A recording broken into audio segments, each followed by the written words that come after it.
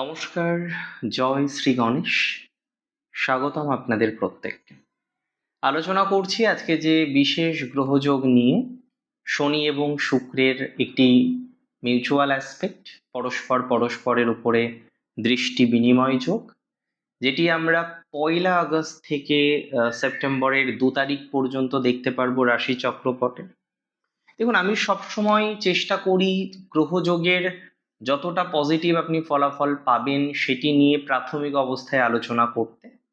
তবে আজকের আলোচনায় হয়তো এমন দু একটা বিষয় আমরা জানব যেটি জাস্ট আপনাদের সাথে শেয়ার করার একটাই কারণ, যে সেফ থাকতে হবে।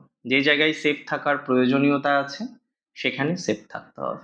আমি বারবার বলি, মেষ রাশি হচ্ছে নারকেলের মতো, বাইরেটা শক্ত কিন্তু ভিতরে সেই সুমিষ্ট ফল, জল, ইত্যাদি ইত্যাদি। মেষ রাশির জাতক জাতিকাদের শুক্র কিন্তু খুব ভাইটাল প্ল্যানেট। তার ফাইন্যান্স, তার অর্থ, তার বাণী, বাকশক্তি, তার পরিবার বৃদ্ধি, তার পার্টনার বা জীবন সঙ্গী, তার লিগাল বিভিন্ন বন্ডেজ, তার ব্যবসা, সমস্ত কিছুর মধ্যেই শুক্রের প্রভাব মেষ রাশির জাতক জাতিকাদের আছে। শনি আপনার কর্মাধিপতি, মানে 10th হাউসের লর্ড। শনি আপনার 11th হাউসের লর্ড। এই শনি এবং শুক্র, যদিও শনি আপনার দ্বাদশে রেট্রোগ্রেডেশনে আছে, এখন বক্রগতিতে 11th ইনক্লিনেশন থাকবে।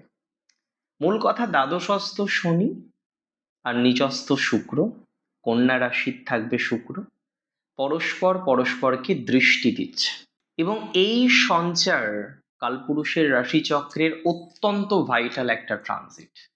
আমি আপনাদের বলে দিই, এই সঞ্চার আমরা দীর্ঘদিন পরে পাচ্ছি, সেটা যেমন অবশ্যই গুরুত্বপূর্ণ, তার সাথে সাথে নিচস্থ শুক্র, তার উপরে শনির দৃষ্টি, আর দ্বাদশস্থ শনির উপরে ষষ্ঠস্থ শুক্রের দৃষ্টি, এটা কিন্তু খুব ভাইটাল একটা ট্রানজিট। আপনার জীবনচক্রের একাধিক বিষয়ে পরিবর্তন আসবে, ইনিশিয়ালি কিছু সমস্যাও পাবেন। দেখুন, একটা কারেন্ট সিচুয়েশনটাকে বুঝতে হবে। বর্তমানে আপনাদের যে কারেন্ট সিচুয়েশন, অর্থের একটা জায়গা প্রত্যেককেই প্রায় তাড়া করে নিয়ে বেড়াচ্ছে মেষ রাশির। হয়তো আবেগের বশে বা এমন কোনোভাবে কিছু ইনভেস্টমেন্ট আপনি অলরেডি করেছেন, যে ইনভেস্টমেন্টটা আপনার করার কথা ছিল না, বা অতি উৎসাহে এমন কোনো বড় ইনভেস্টমেন্ট বা বিনিয়োগ করে ফেলেছেন যে টাকাটা আপনার এখন আটকে গেছে বা লোকসান হয়েছে। আর পারিবারিক ও দাম্পত্য জীবনের কথা কি বলবো, কারণ প্র্যাকটিক্যালি দেখতে পাচ্ছি আজকাল তো প্রায় প্রতিটি মেষ রাশির জীবনে ম্যারেজ লাইফ রিলেটেড ডিস্টারবেন্স, কোনো না কোনোভাবে একটা চরম অশান্তি, চরম অসন্তোষ চেপে আছেন। অনেকে শেয়ার করছেন না, কাউকে বলছেন না, নিজেই ভুগছেন, নিজের মধ্যেই সীমাবদ্ধ রাখছেন, নিজেই ভুগছেন এবং কনস্ট্যান্টলি ভুগছেন। আমি যদি বলি আপনি কি রোজ ভুগছেন, না, কিন্তু ভুগছেন, দ্যাট ইজ ইম্পর্টেন্ট।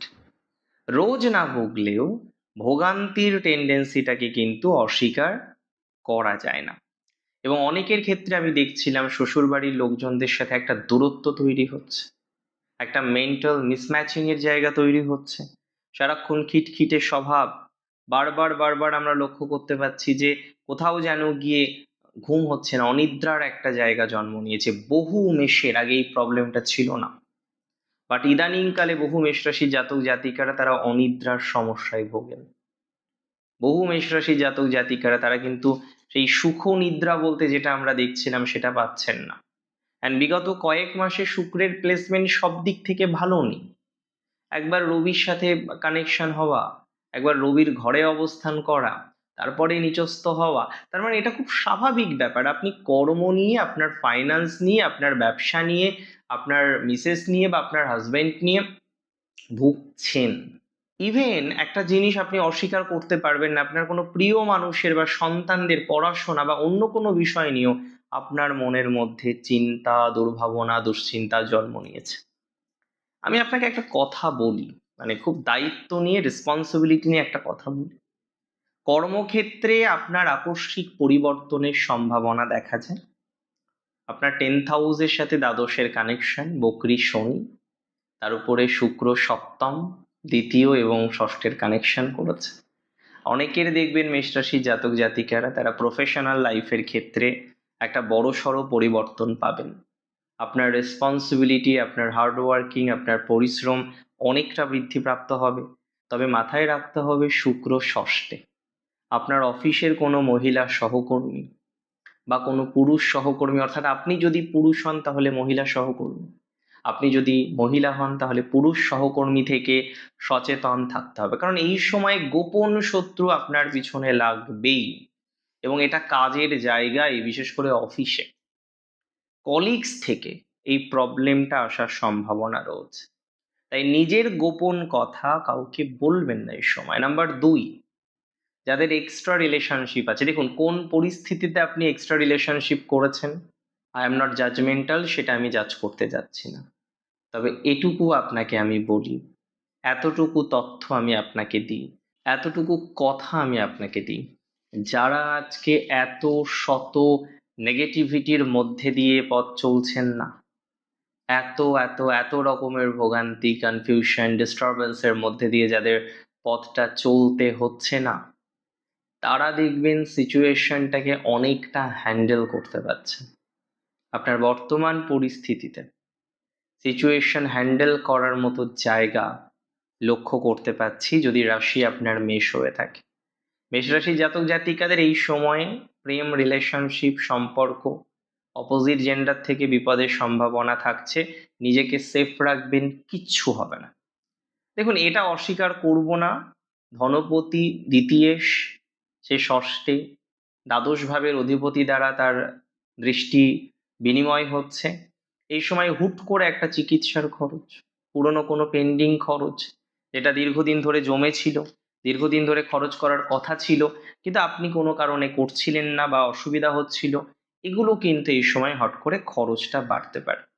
তবে এই একটা মাস, আগস্ট মাস, লোন নিতে সম্পূর্ণ বারণ করব, সম্পূর্ণ লোন থেকে দূরে থাকতে বলবো।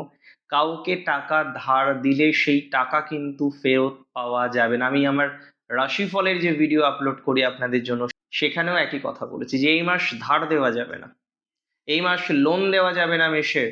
আর এই জিনিসটাকে কিন্তু ফলো করতে হবে। তবে দাম্পত্য জীবনে যদি অবহেলা বাড়ে, সমস্যায় কিন্তু পড়বেন। স্বামী বা স্ত্রীর প্রতি যত্নশীল হতে হবে আপনাকে। ছোটখাটো বিষয় নিয়ে বড় প্রবলেম স্বামী স্ত্রীর মধ্যে হতে পারে, সিলি প্রবলেম, কিচ্ছু না, একজন সিনিয়রকে ইনভলভ করলেন, প্রবলেম বাড়বে।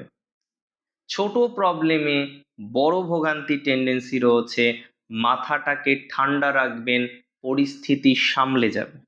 3টে নক্ষত্র মেষ রাশির: অশ্বিনী, ভরণী, কৃত্তিকা। অশ্বিনীতে যাদের জন্ম কি গণ? দেবগণ। এই নক্ষত্রে জাতক জাতিকাদের যদিও আধ্যাত্মিক উন্নতির সম্ভাবনাটা প্রবল পরিমাণে এই মুহূর্তে লক্ষ্য করতে পারছি। কর্মক্ষেত্রে কোনো বড় পরিবর্তন করতে চাইলে 2রা সেপ্টেম্বর পর্যন্ত লোহা গরম হলেও শান্ত থাকতে হবে আপনাকে। তাড়াহুড়ো করে কোনো সিদ্ধান্ত প্লিজ নেবেন না। শুক্রের নক্ষত্র হচ্ছে ভরণী। ভরণী নক্ষত্রের জাতক জাতিকাদের নক্ষত্র অধিপতির উপরে শুক্রের দৃষ্টি পড়েছে। তাই এই সময়ে স্বাস্থ্যের প্রতি রাখতে হবে বাড়তি সতর্কতা। ইনভেস্টমেন্ট, রিলেশনশিপ মেকিং, বন্ধুত্ব, এগুলো থেকে খুব সচেতন থাকতে হবে। চোখের সমস্যায় বা পেটের সমস্যায় ভুগতে পারেন। আর্থিক ক্ষেত্রে বা আর্থিক লেনদেনে চরম সতর্ক থাকতে হবে আপনাকে। কৃত্তিকা নক্ষত্রের জাতক জাতিকাদের, সূর্যের নক্ষত্র কৃত্তিকা, মান সম্মান বাড়বে, কিন্তু কর্মক্ষেত্রে বসের সাথে বা বাবার সাথে মতবিরোধ এড়িয়ে চলতে হবে আপনাকে। কোনো সরকারি বকেয়া কাজ বা ট্যাক্সের সমস্যা থাকলে অবহেলা করবেন না, যত তাড়াতাড়ি সম্ভব মিটিয়ে নিন। অ্যাডভাইস দেবো আজকে 4টে। ফার্স্ট অ্যাডভাইস: বিনিয়োগে নিষেধাজ্ঞা রাখুন। 1 আগস্ট থেকে 2 সেপ্টেম্বর নতুন কোনো ইনভেস্টমেন্ট করবেন না, ব্যবসা শুরু করবেন না, করলে কোনো অ্যাডভাইজারের সাথে কথা বলে তারপরে শুরু করবেন। শেয়ার বাজার ও ফাটকা জায়গায় বড় ইনভেস্টমেন্টের কোনো ঝুঁকি প্লিজ নেবেন না। ভ্রমণে এই সময় রাখতে হবে প্রচুর প্রচুর প্রচুর সতর্কতা। খুব প্রয়োজন না হলে দূর ভ্রমণ বা গভীর রাতে গাড়ি চালানো এড়িয়ে চলতে হবে আপনাকে। খুব প্রয়োজন না হলে গভীর রাতে দূর ভ্রমণ এড়িয়ে চলুন, এটা ইম্পর্টেন্ট। দৈনন্দিন কিছু অভ্যাস আমাদের প্রত্যেকের থাকে, থাকে না? আমি বলবো সূর্য উদয়ের আগে ঘুম থেকে ওঠার চেষ্টা করুন, রেগুলার। অপেক্ষা করুন সূর্যদেব কখন উঠছেন, দেখুন সেটা, উপভোগ করুন, তার কাছে প্রার্থনা করুন। সূর্য অর্ঘ্য প্রদান করুন ওই সময়। সূর্য অর্ঘ্য প্রদান করার সময় তামার পাত্র বা কাংস্য পাত্র ব্যবহার করতে পারেন। তাছাড়াও সূর্য অর্ঘ্যের আলাদা মন্ত্র থাকে। মানসিক শান্তি এবং শত্রু নাশের জন্য আদ্যা স্তোত্রম পাঠ করতে মোটেই ভুলবেন না। যার আর্থিক বাধা কাটছে না, মা লক্ষ্মীর কৃপা পেতে চাইছেন কিন্তু হচ্ছে না, রেগুলার বেসিসে প্রতিদিন সকালে বা সন্ধ্যায় শ্রী সুক্তম পাঠ করবেন অথবা শ্রবণ করুন। মেষরাশির বন্ধুরা, নিয়মগুলো মেনে চলুন। নারকেলের মতো বাইরের খোলসটা শক্ত, আপনাদের মনের মধ্যে মিষ্টি ভাবটা নিশ্চিত থাকবে। অনেক ভালো থাকুন আপনারা প্রত্যেকে। কোনো দ্বিধা, কোনো সংকোচ না রেখে মনের সমস্ত সংকোচ ছেড়ে খুব জোরে বলুন, জয় শ্রী গণেশ।